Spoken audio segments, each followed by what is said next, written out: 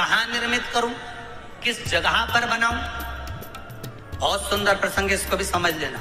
शंकर के शिवलिंग को बनाने के लिए मिट्टी कहां की होना चाहिए, किस जगह पर बनाना चाहिए, मिट्टी में कैसा जल मिलाना चाहिए। जब शिवलिंग का निर्माण करें, शंकर के शिवलिंग को जब बनाएं, तो सबसे पहले कैसे बनाएं, उस तक का विधान शिव महापुराण में और लिंग पुराण में कहा गया। महाराज कहा क्यारे की मिट्टी हो, क्यारा मतलब समझिएगा, जिस मिट्टी पर कोई गंदगी ना करी गई हो, ऐसी जगह का कोई भाग मिट्टी का लाया, जहां कोई गंदगी ना। शिव महापुराण की कथा देखो, पिछले वर्ष के लॉकडाउन से लेकर अभी तक की जो कथाएं आप लोग सुने हैं, उसमें शिवलिंग मट्टी का किस तरह से बनाया जाए और कैसी मट्टी हो, और उसमें पानी कैसा मिलाया जाए, कैसा शिवलिंग तैयार करा जाए, उसका विधान वर्णन नहीं कर पाए, परंतु आज कथा निकली है तो उसको सुनिए। क्यारे की मिट्टी, क्यारे की मिट्टी मतलब जिस मिट्टी पर कोई गंदगी ना करी गई हो, ऐसी जगह की मिट्टी को लेकर जाए, और मिट्टी को लाने के बाद थोड़ा पानी का सींचन कर दें, अर्थात घर में लाएं तो उससे पहले मिट्टी को पवित्र करें। अपने घर में गंगा जल रखा हो, यमुना जल रखा हो, सरयू जी का जल रखा हो, उससे मिट्टी का सींचन कर दें। मान लो अगर ये जल नहीं भी है तो जल के अंदर थोड़ा सा इत्र डालकर मिट्टी का सींचन करें। अगर इत्र भी नहीं है तो जल के अंदर थोड़ा सा दूध डालकर मिट्टी का सींचन करें। दूध भी नहीं है तो एक बेलपत्री जल के अंदर डालकर उस पानी का सींचन।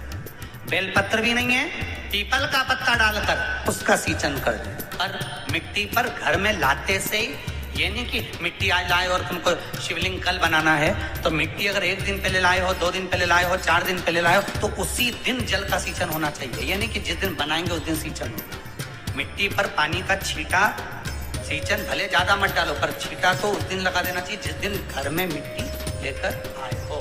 जिस दिन, फिर भले तुम शिवलिंग 15 दिन बाद बनाओ, 8 दिन बाद बनाओ, 10 दिन बाद बनाओ, 3 दिन बाद बनाओ, और उस समय पर मिट्टी का सींचन उस समय हो जाए। फिर कहा जिस दिन शिवलिंग का निर्माण करो, उस दिन प्रातः में अगर आप शिवलिंग बना रहे हैं तो ब्रह्म मुहूर्त में मिट्टी को गला दो।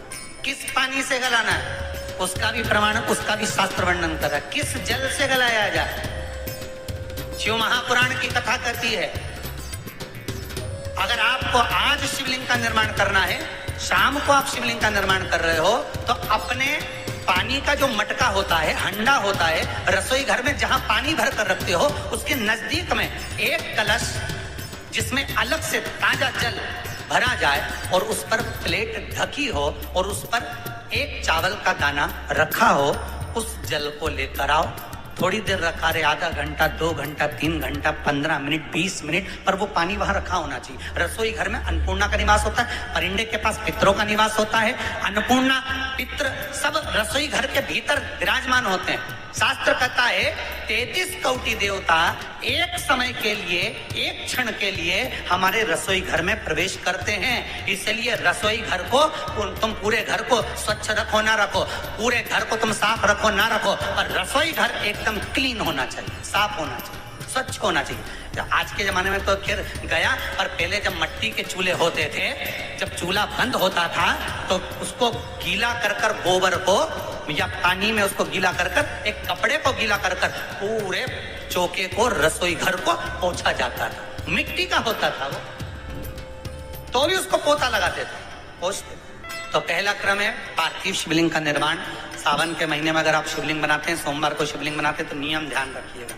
महाराज लिंग पुराण से है, इसका नियम ध्यान रखिए। क्या करना है, मिट्टी को लाना है, जल का छींटा देना, छींटा जरूर देना है। घर में लेकर आए और जल का छींटा होना जरूर। 2 दिन तक, 3 दिन तक मिट्टी रखी हुई है, और उसके बाद अगर आपने पानी का छींटा नहीं दिया है और आपने डायरेक्ट मिट्टी को गला दिया और उसके बाद बनाया, तो उसका कोई प्रमाण नहीं। जल का छींटा अवश्य। फिर उसको रख दें, 15 दिन बाद बनाओ, 4 दिन बाद बनाओ, 3 दिन बाद बनाओ, 2 दिन बाद बनाओ। शिवलिंग जब बनाओ तब उस मिट्टी को, जो कलश आपने रसोई घर में रखा है चावल का दाना रखकर प्लेट के ऊपर, अर्थात उस कलश का जल उस मिट्टी में थोड़ा सा डालिए। क्यों डाला जाता है उसका भी भाव वर्णन किया है। अब भविष्य पुराण, स्कंद पुराण और अग्नि पुराण, इन तीनों से ले लिया गया। वर्णन किया गया जब उस कलश का जल हम डालते हैं तो उस कलश में पितरों का भाव आ जाता है, अन्नपूर्णा का भाव आ जाता है, घर में लक्ष्मी का भाव आ जाता है, संपदा का भाव आ जाता है। पूरे 24 घंटे के अंदर एक क्षण के लिए रसोई घर में 33 कोटि देवता आते हैं, तो वो देवता का सारा भाव उस कलश के अंदर आ जाता है। और वो जल जब हम उस मिट्टी में मिलाते हैं तो गंगा, यमुना, सरयू, सरस्वती, ये 33 कोटि देवता में, तो इन सब का आनंद उस जल में आ जाता है। और वो जल जब हम मिट्टी में मिलाते हैं तो मिट्टी पवित्र हो जाती है, स्वयं कैलाश अधिपति को स्वीकार करने के लायक हो जाती है, निर्मित करने के लायक। शिवलिंग का निर्माण, अब शिवलिंग का निर्माण कैसे करना? मिट्टी में गला दिया पानी में। सबसे पहले शिवलिंग बनाने से पहले पात्र जो होता है उसके नीचे एक बेलपत्र रखी जाती है। क्या रखना है?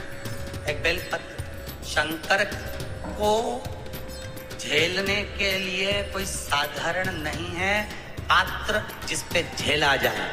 स्वयं गंगा शिव की जटा में, और आप शंकर के शिवलिंग का निर्माण कर रहे हो, कोई साधारण नहीं हो सकता। स्वयं आप विदेश्वर संहिता के अंतर्गत पढ़े कि ब्रह्मा और विष्णु, ब्रह्मा ऊपर जा रहे हैं, भगवान विष्णु नीचे जा रहे हैं, तो पता नहीं कर पा रहे कि यहाँ चरण कहां पर और शीश कहां पर है, उसको जान ही नहीं पा। बस एक बेलपत्र साधारण भाव में, बेलपत्र भी सीधा भाग, और इस बेलपत्र की जो डंडी है वो उत्तर दिशा में रखना है थाली के अंतर्गत। जब आप शिवलिंग का निर्माण करें उत्तर, इसके ऊपर जो गलाई हुई मिट्टी है वो डाल दीजिए, और डालने के बाद सबसे पहले शिवलिंग का स्वरूप बनाना है। सबसे पहले नीचे की जलाधारी नहीं बनाना। क्या बनाना है? शिवलिंग का स्वरूप बनाने के बाद उसी शिवलिंग के पास में और मिट्टी डाल लीजिए, फिर जलाधारी का निर्माण, फिर शिवलिंग जलाधारी निर्मित हो गई। शंकर जी का संपूर्ण परिवार शिवलिंग में रहता है, आपको पहले भी कहा। भगवान भूत अधिपति भूतेश्वर, भगवान शिव का संपूर्ण परिवार शिवलिंग में, पहले भी कथा में कहा, आज फिर आपको वर्णन कर देते हैं। जैसे ये जलाधारी है गोल, ये चरण है, ये शिवलिंग है। ये जो गोल भाग है जहां पर भगवान शंकर का शिवलिंग रखा है, ये पार्वती जी का हस्त कमल है। जहां से पानी नीचे गिर रहा है, इसके राइट भाग में श्री गणेश जी का स्थान, लेफ्ट भाग में श्री कार्तिकेय जी का स्थान। बीच में जो एक मोटी सी लाइन होती है जलाधारी में, वो पार्वती जी के सुंदर पुत्री अशोक सुंदरी का स्थान।